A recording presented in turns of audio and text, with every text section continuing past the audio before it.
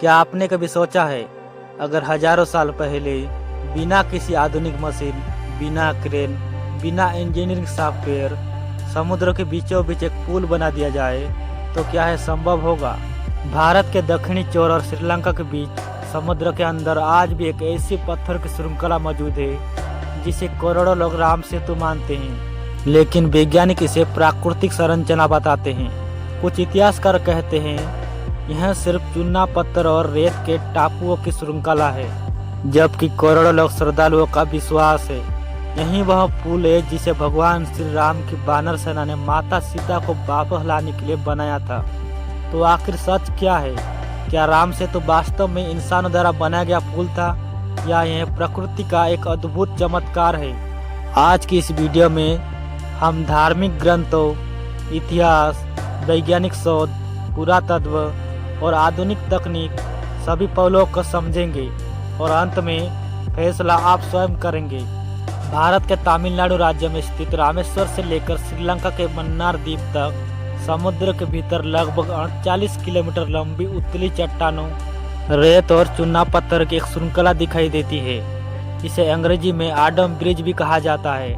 कई स्थानों पर पानी इतना उतला है कि प्राचीन समय में यह क्षेत्र समुद्री मार्ग के लिए कठिन माना जाता था। आज उपग्रह चित्र में यह पूरी श्रृंखला साफ दिखाई देती है। यही वजह है कि यह स्थान दुनिया भर के शोधकर्ताओं, इतिहासकारों और श्रद्धालुओं की रुचि का केंद्र बना हुआ है। वाल्मीकि रामायण के अनुसार जब रावण माता सीता का हरण करके लंका ले गया तब भगवान श्री राम अपनी वानर सेना के साथ समुद्र तट पर पहुँचे। बीच में विशाल समुद्र था। कथा के अनुसार समुद्र देव से प्रार्थना के बाद वानर सेना ने नल और नील के नेतृत्व में समुद्र पर पुल का निर्माण किया। इसके बाद सेना लंका पहुंची और युद्ध हुआ। यह कथा करोड़ों लोगों की आस्था और आधार है और भारतीय संस्कृति में अत्यंत महत्वपूर्ण स्थान रखती है। जब उपग्रह चित्र में भारत और श्रीलंका के बीच यहाँ पत्थरों की श्रृंखला स्पष्ट दिखाई दी तो कई लोगों ने दावा किया कि विज्ञान ने राम सेतु के अस्तित्व की पुष्टि कर दी है। लेकिन यहाँ एक महत्वपूर्ण बात समझना जरूरी है। उपग्रह तस्वीरें केवल वे यहाँ नहीं बता सकती कि उसे किसने बनाया, वह प्राकृतिक है या मानव निर्मित। इसीलिए केवल तस्वीरों के आधार पर किसी निष्कर्ष पर पहुँचना सही नहीं होगा। भूवैज्ञानिक के अनुसार यह क्षेत्र समुद्री धाराओं, रेत के जमाव और चूना पत्थर की प्राकृतिक प्रक्रिया से बना हो सकता है। समुद्र का स्तर समय के साथ बदलता रहता है।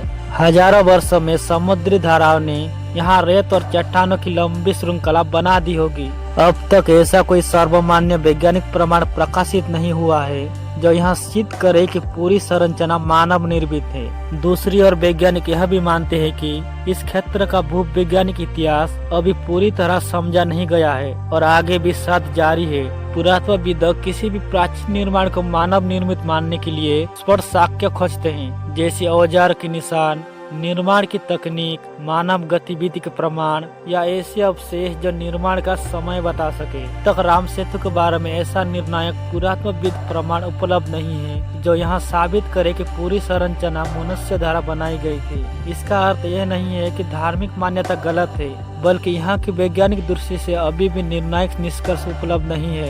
यहीं से सबसे बड़ी बहस शुरू होती है। आस्था कहती है रामायण में वर्णित पुल वास्तविक है। विज्ञान कहता है जो भी दावा किया जाए उसके समर्थन में जांच योग्य प्रमाण होना चाहिए।